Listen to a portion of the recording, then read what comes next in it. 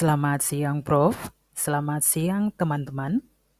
Kami dari kelompok 1, Filsafat Ilmu Manajemen, akan membahas materi Chapter 1.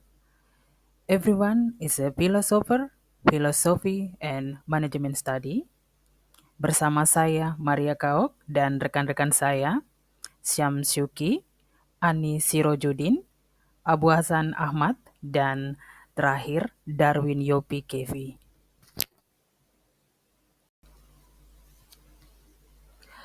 Introduction. Buku ini menekankan bahwa filsafat sejatinya berada dalam setiap dimensi kehidupan manusia, termasuk dalam praktik dan penelitian manajemen. Dalam ranah manajemen, ketertarikan terhadap filosofi terus meningkat, terlihat dari berbagai buku dan artikel bertema filosofi yang masih terkenal dan sering dirujuk dalam jurnal akademis. Why do management researchers need philosophy? Apakah dalam penelitian manajemen perlu mempelajari filsafat? Jawaban kami adalah iya, dengan tegas karena 3 alasan. Yang pertama, setiap penelitian manajemen berlandaskan asumsi filosofis. Yang kedua, bidang studi manajemen secara historis pernah dekat dengan filsafat. Dan yang ketiga, menghindari filsafat tidak berarti bebas nilai. A. Setiap penelitian manajemen berlandaskan asumsi filosofis. Setiap pilihan teori, metode, dan pengukuran dalam penelitian manajemen mencerminkan posisi filosofis tertentu, antara lain penggunaan return on equity sebagai ukuran kinerja organisasi mencerminkan asumsi ontologis tentang tujuan dan hakikat organisasi sebagai proksi kinerja organisasi. Yang kedua, perlakuan skala Likert sebagai data rasio mencerminkan asumsi epistemologis dan metodologis tentang pengukuran dan pengetahuan.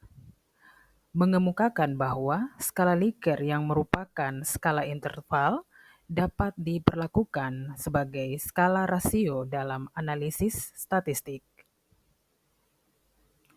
Yang ketiga, penggunaan demografi untuk menjelaskan perilaku kepemimpinan mencerminkan keyakinan kausal mengenai perilaku manusia.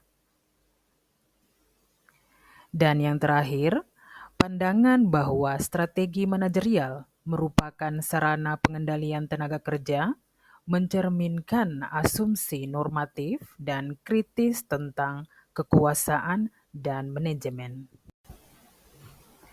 B. Bidang studi manajemen secara historis pernah dekat dengan filsafat. Pada masa awal, studi manajemen secara terbuka melibatkan diskusi filsafat. Namun, seiring waktu, terutama pada tahun 1990-an, muncul sikap defensif dalam disiplin ini. Beberapa pemimpin akademik khawatir bahwa yang pertama, mereka khawatir diskusi filosofis akan menghambat kemajuan ilmiah. Yang kedua, keberagaman paradigma akan mengganggu konsensus ilmiah. Dan yang terakhir, perspektif kritis akan mencitrakan manajemen secara negatif. C. Menghindari filsafat tidak berarti bebas nilai. Upaya untuk membangun konsensus dan menghindari perbedaan filosofis dengan 3 pendekatan. Yang pertama, mengistimewakan teori dan metode tertentu. Yang kedua, membatasi keberagaman perspektif. Dan yang terakhir, mendefinisikan kemajuan ilmiah secara sempit dan instrumental. What is philosophy?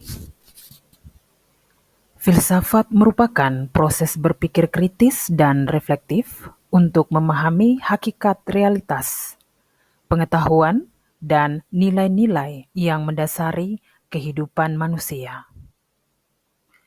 Filsafat tidak hanya berusaha menjawab pertanyaan tentang apa yang benar dan nyata, tetapi juga menelah bagaimana pengetahuan dibentuk, serta bagaimana manusia seharusnya bersikap dalam kehidupan sosial. Dalam materi ini juga menegaskan bahwa filsafat tidak dapat dipisahkan dari teori sosial karena pengetahuan selalu berkaitan dengan masyarakat tempat pengetahuan itu dihasilkan. Sejumlah pemikir sosial seperti Karl Marx, Max Weber, dan kawan-kawan dipandang sebagai filsuf karena pemikirannya menelah realitas, nilai, kekuasaan, dan perubahan sosial. Foundation of Management Philosophy. Fondasi filosofi manajemen pada dasarnya merupakan asumsi-asumsi dasar yang melandasi setiap klaim kebenaran dalam penelitian organisasi. Fondasi ini sangat krusial karena pilihan metodologi, gaya penulisan, dan cara peneliti menganalisis organisasi. Terdapat 4 elemen esensial yang membangun fondasi ini, yaitu yang pertama, ontologi, yang kedua, epistemologi, yang ketiga, metodologi, dan yang terakhir, etika. Yang pertama, ontologi, dalam konteks filosofi manajemen, berkaitan dengan penyelidikan terhadap hakikat realitas atau apa yang sebenarnya dianggap nyata dalam dunia organisasi. Secara mendasar, ontologi mempertanyakan apakah suatu fenomena organisasi seperti kinerja perusahaan atau pangsa pasar memiliki keberadaan yang independen dari penelitian kita, atau apakah hal tersebut merupakan struktur kontingen yang diciptakan oleh peneliti.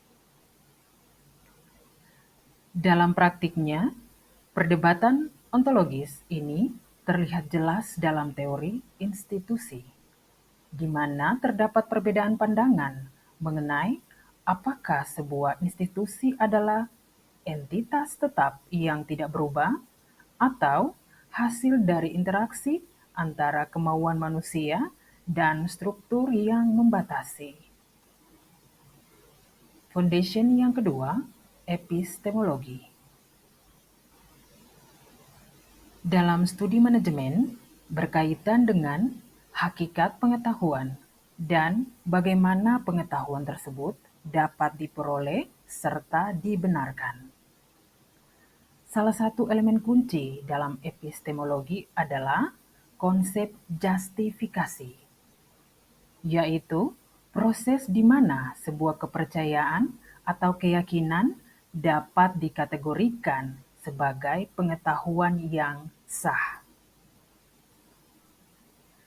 Asumsi epistemologis juga mencakup perdebatan mengenai apakah pengetahuan bersifat bebas nilai atau terikat pada konteks dan nilai-nilai tertentu, serta bagaimana hubungan antara subjek, misalnya peneliti atau manajer, dan objek, misalnya kinerja organisasi, didefinisikan. Foundations yang ketiga, metodologi. Dalam penelitian organisasi, merupakan konsep yang jauh lebih luas daripada sekedar metode atau teknik pengumpulan data. Ia merupakan penyelidikan terhadap proses penyelidikan itu sendiri. Metodologi di sini berfungsi untuk mengekspresikan serangkaian asumsi ontologis dan epistemologis rumit yang dibawa oleh seorang peneliti ke dalam pekerjaannya. Dan foundation yang terakhir, etika. Dalam filosofi manajemen, memiliki cakupan yang jauh lebih luas daripada sekedar kepatuhan terhadap aturan prosedural atau pengisian formulir izin penelitian. Esai Reflektif Chapter 1. Everyone is a Philosopher. Yang pertama, fenomena IHSG anjlok dan pejabat mundur serentak. Pasar modal akan ditata ulang.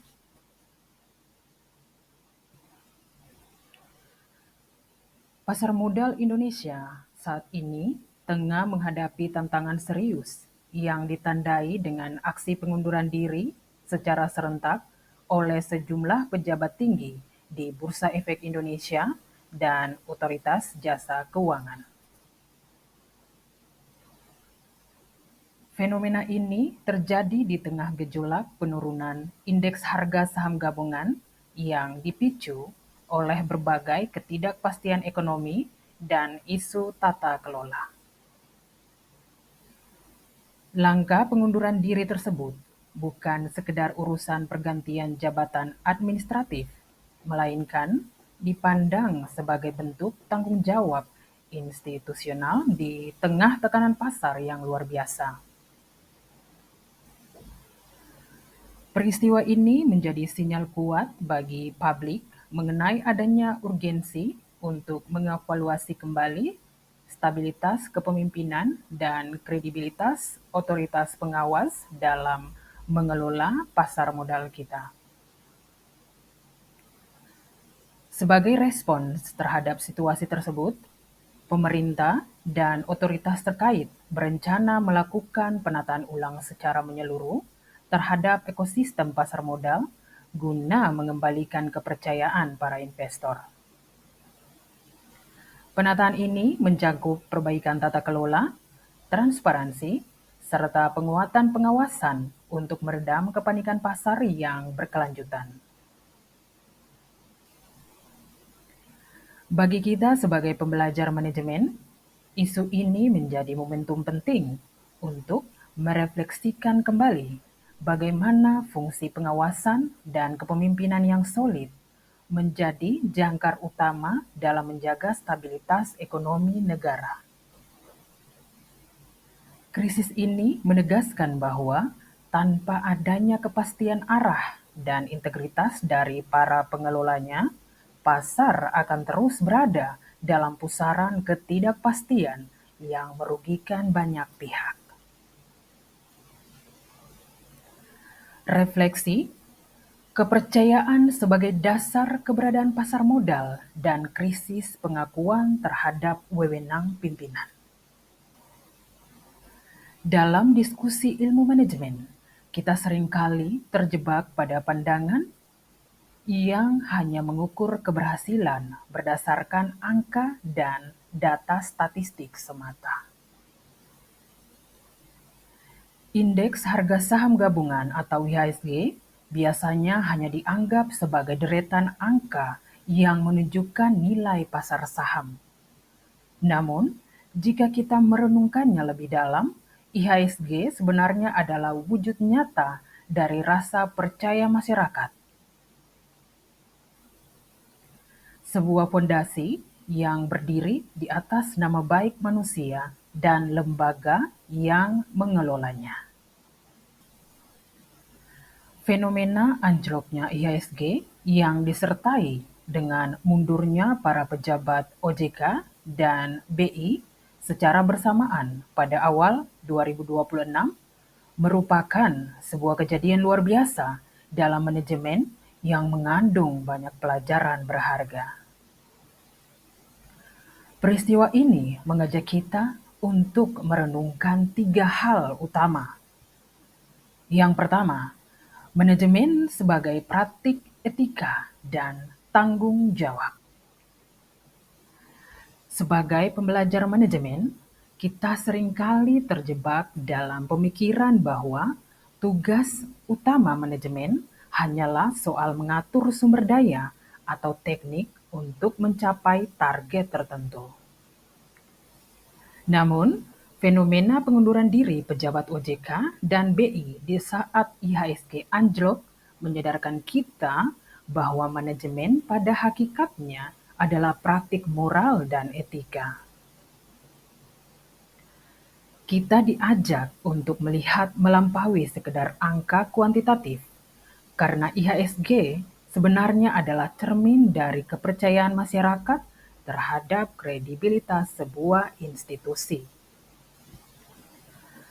Dalam konteks ini, kita perlu memahami adanya pergeseran cara pandang dari yang semula hanya mengejar keuntungan sebesar-besarnya bagi pemegang saham menjadi sebuah tanggung jawab besar untuk menjaga sistem secara keseluruhan. Sebagai pengelola pasar, para pemimpin bukan hanya sekedar pekerja yang mencari imbalan, melainkan pelayan bagi kepentingan publik. Kita melihat bahwa ketika kepercayaan publik hilang, seorang pemimpin yang memiliki integritas akan merasa gagal secara moral, meskipun secara teknis bukan sepenuhnya kesalahan mereka. Langkah mundur dari jabatan tersebut menjadi pernyataan penting bagi kita bahwa integritas sistem jauh lebih berharga daripada sekedar kedudukan pribadi. Lebih jauh lagi, kita belajar bahwa akuntabilitas atau tanggung jawab dalam manajemen adalah sesuatu yang mutlak dan tidak bisa dilemparkan kepada orang lain. Otoritas pasar modal memegang mandat atas nasib jutaan investor, sehingga ketika terjadi guncangan besar, tanggung jawab mereka bukan hanya memberikan laporan administratif, melainkan memastikan stabilitas pasar tetap terjaga. Bagi kita, mundurnya para pejabat tersebut adalah standar moral tertinggi untuk menunjukkan bahwa kegagalan sistem adalah kegagalan kepemimpinan. Hal ini membuktikan bahwa di saat aturan formal atau regulasi sudah tidak lagi mampu menenangkan kepanikan pasar, maka tindakan etis dan kejujuran nurani menjadi benteng terakhir untuk memberikan rasa aman kepada masyarakat. Tanpa landasan etika seperti ini, ilmu manajemen yang kita pelajari hanya akan menjadi tumpukan prosedur birokrasi yang hampa makna. Krisis kepercayaan, rapuhnya pengetahuan pasar.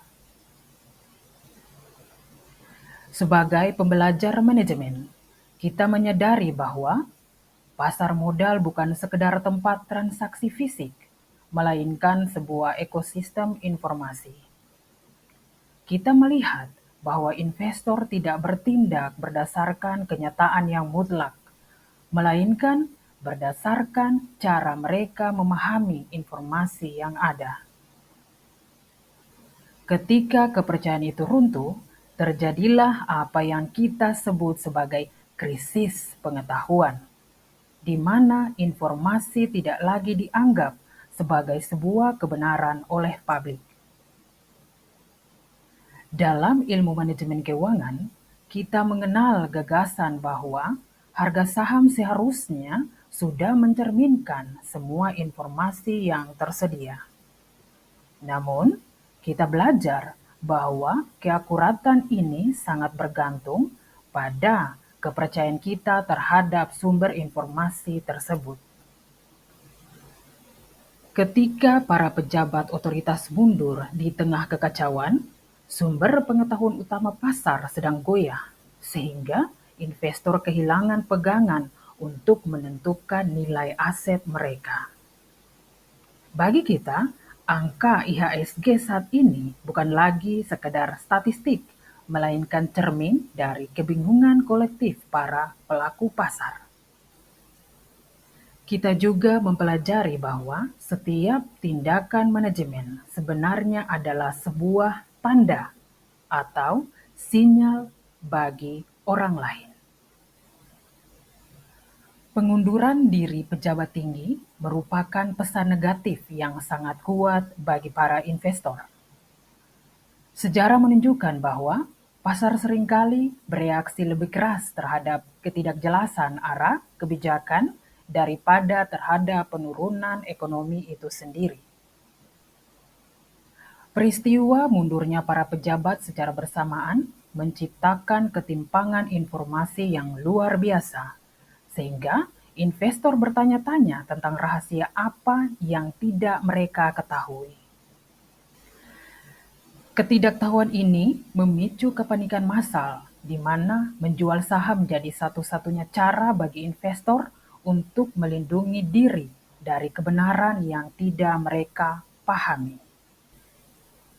Kita sampai pada pemahaman bahwa pasar modal adalah sebuah konstruksi sosial yang hanya bisa tegak selama orang-orang percaya pada fungsinya. Jika otoritas kehilangan kredibilitasnya, maka seluruh instrumen pasar seperti saham dan obligasi akan kehilangan legitimasinya. Oleh karena itu, penataan ulang bursa bukan sekedar perbaikan teknis, melainkan upaya membangun kembali kepercayaan agar investor berani melihat masa depan pasar dengan cara yang positif kembali. Ketidakpastian dan batas-batas kendali manajemen.